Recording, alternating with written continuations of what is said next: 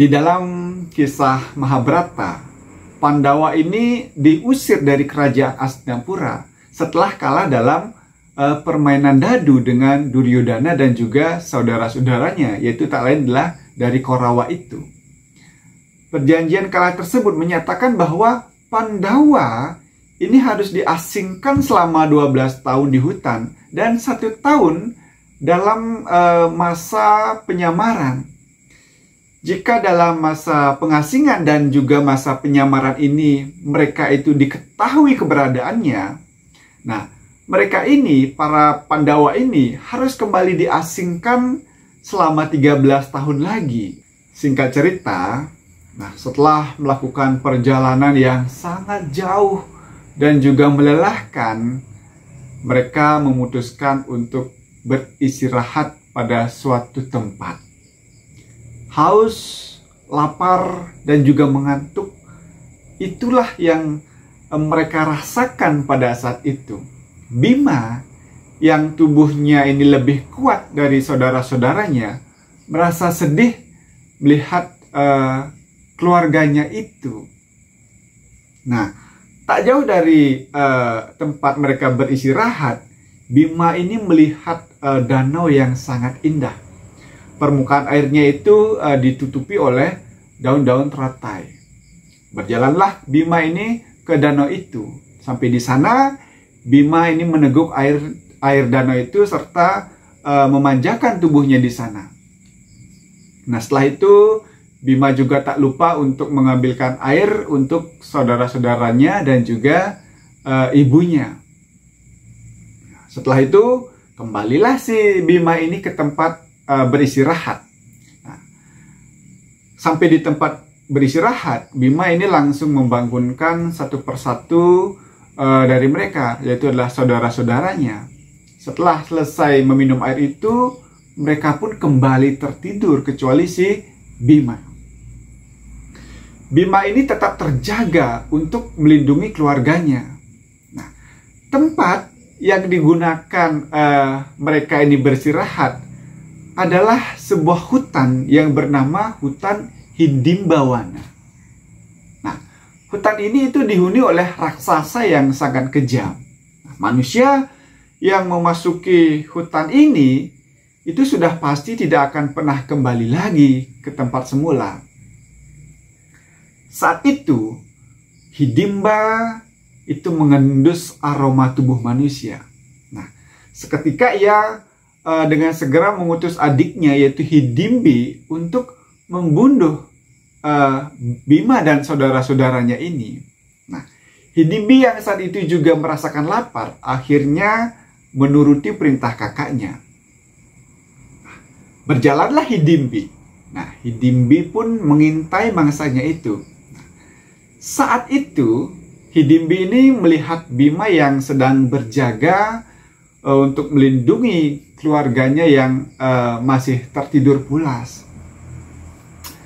Saat melihat Bima dengan tubuhnya yang kekar dan dadanya yang lapang, sifat keraksasaan Hidimbi itu seakan-akan sirna, seakan-akan hilang dari tubuhnya itu.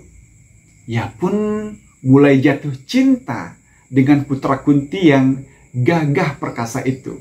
Nah, seketika itu pula ia mengubah dirinya menjadi sesosok wanita yang sangat cantik. Ia pun secara perlahan mendekati Bima. Dalam satu titik, pandangan mereka itu akhirnya sama-sama bertemu. "Siapakah dirimu?" Itulah kata yang sama-sama keluar dari bibir Bima dan juga Hidimbi. Nah, saat itu si Hidimbi pun mengakui bahwa dirinya adalah raksasa yang menguasai hutan itu. Hutan yang dijadikan tempat Pandawa ini beristirahat.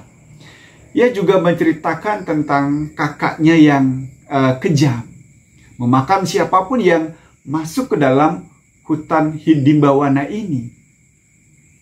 Hidimbi juga menceritakan bahwa dirinya itu diutus oleh kakaknya untuk memangsa Bima dan juga keluarganya.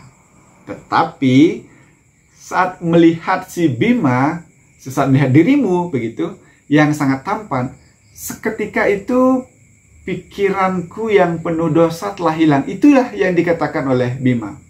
Aku telah jatuh cinta padamu. Aku menginginkanmu untuk menjadi tuanku dan kekasihku. Jika engkau menolakku, aku tidak akan sanggup untuk hidup. Aku memohon, terimalah aku. Aku akan membuatmu bahagia. Itulah kata-kata yang keluar dari raksasa Hidimbi yang sangat cantik itu. Nah, setelah si Bima menceritakan tentang keluarganya juga, akhirnya si Bima ini menolak permintaan dari Hidimbi.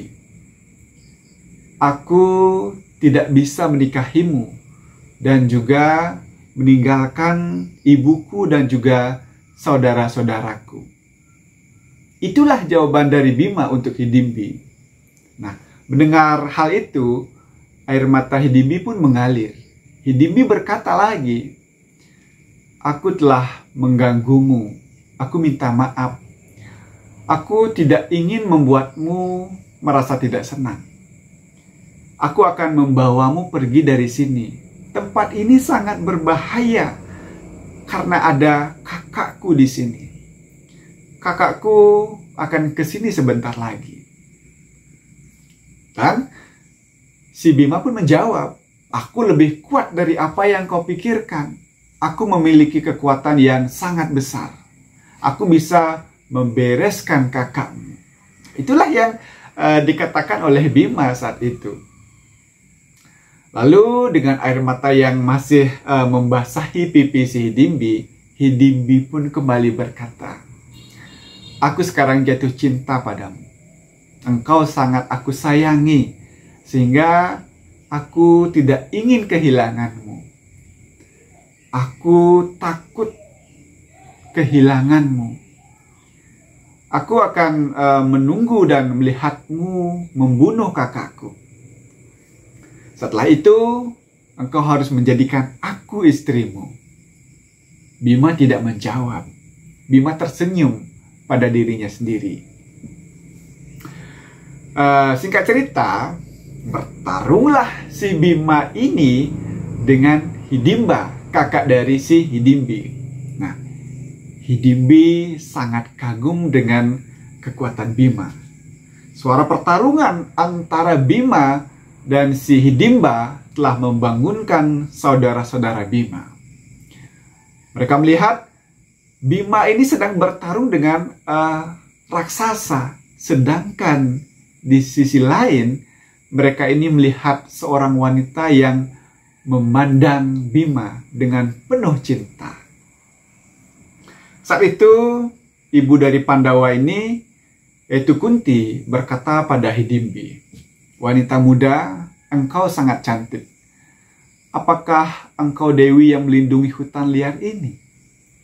Apakah dirimu adalah seorang apsari? Siapakah dirimu dan apa yang telah engkau lakukan di sini? Mengapa engkau melihat pertarungan yang menakutkan ini? Beritahulah aku segalanya. Nah, mendengar pertanyaan-pertanyaan yang dikeluarkan oleh Ibu Kunti, dengan kepala menunduk dan perasaan yang tegang, Hidimbi pun menjawab dengan sejujur-jujurnya pertanyaan dari Ibu Kunti itu. Beginilah jawaban dari si Hidimbi itu. Aku adalah penghuni hutan ini. Raksasa yang dilawan oleh anakmu itu, yaitu adalah Bima, adalah kakakku.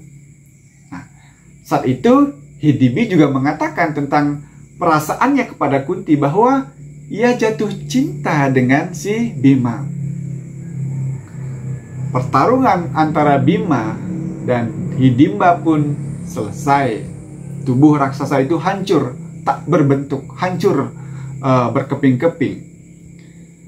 Para saudara-saudara Bima akhirnya memeluk si Bima. Nah, di lain sisi, Hidimbi yang malang itu berada di antara mereka yang tengah merayakan kemenangan Bima itu.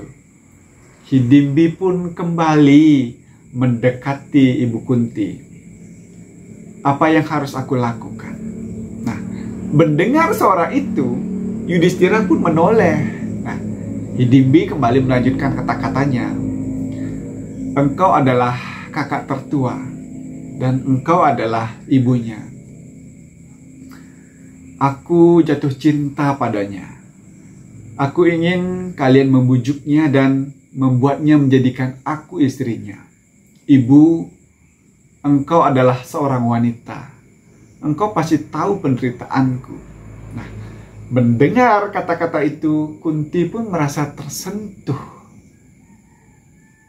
Nah, Yudhistira ini melihat Bima yang memandang ke segala arah kecuali ke arah wanita itu, yaitu ke Hidimbi. Nah, saudara-saudara yang lain itu tersenyum melihat Bima. Nah, Yudhistira pun mendekati Bima dan berkata, Bima, aku tahu apa yang membuatmu khawatir.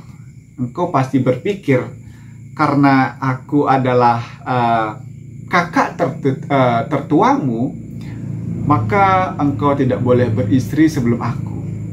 Nah, jangan biarkan hal itu membuatmu khawatir. Ketika mata bertemu dengan mata, maka perkawinan harus dilakukan. Engkau boleh mengambilnya menjadi istrimu. Aku ingin engkau itu bahagia. Nah, setelah si Yudhistira berkata seperti itu, dua orang yang sedang jatuh cinta itu saling melihat dan kemudian membuang pandangannya. Bima dan Hidimbi akhirnya menikah, dan kemudian beberapa tahun kemudian dia melahirkan seorang anak yang bernama Gatotkaca.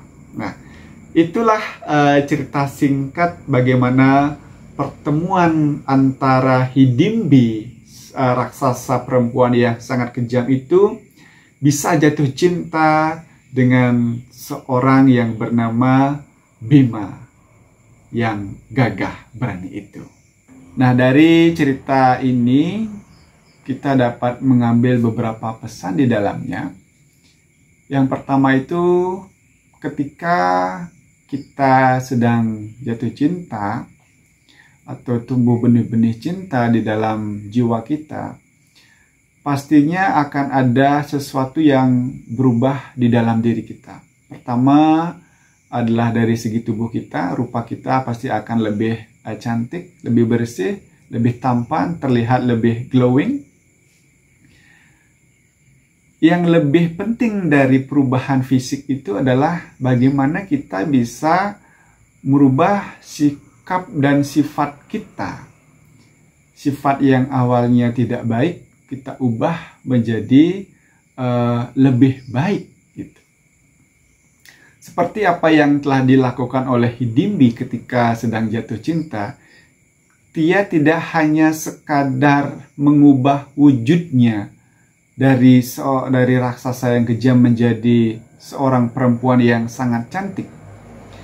Ia juga merubah sifatnya, yang sifatnya adalah sifat keraksasaan yang suka membunuh. Sekarang dia bisa menjadi sifat bagaimana seorang manusia yang baik, ya, yang sopan, yang mampu mengambil hati dari si Bima dan juga si keluarga dari Bima itu. Yang kedua adalah tentang kejujuran, ya.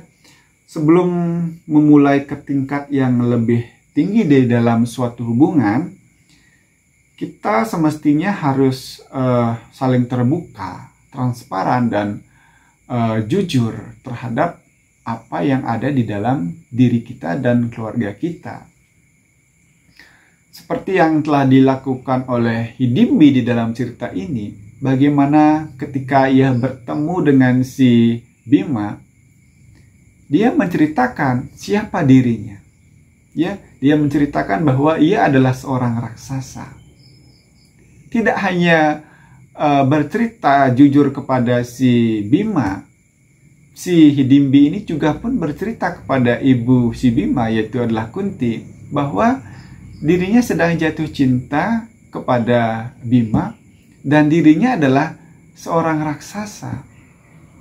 Jadi inilah kejujuran yang patut kita contoh di dalam suatu hubungan, bagaimana nantinya agar hubungan ini berjalan sangat baik ke depannya, tidak hanya bertahan sebentar tapi dia akan permanen seumur hidup. Itulah pesan-pesan yang dapat kita ambil dari kisah atau cerita Hidimbi dengan Bima ini.